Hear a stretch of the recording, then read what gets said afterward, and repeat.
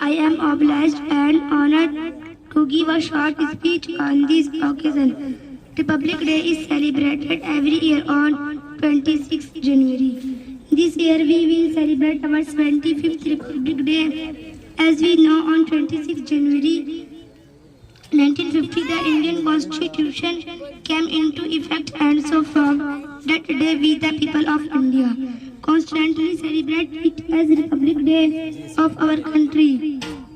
We all know that India got independence on 15 August 1947, but the nation did not have any constitution of its own. However, after many discussions and considerations, a committee headed by Dr. B.R. Ambedkar submitted a draft of the Indian Constitution, which was adopted on 26 November 1949 and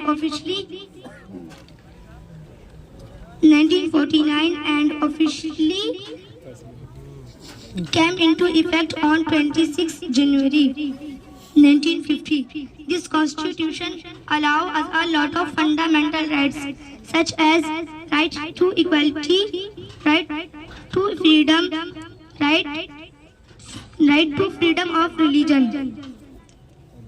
So in the last only I have to say to all of you that be smart Indian by following the smart rules of our constitution.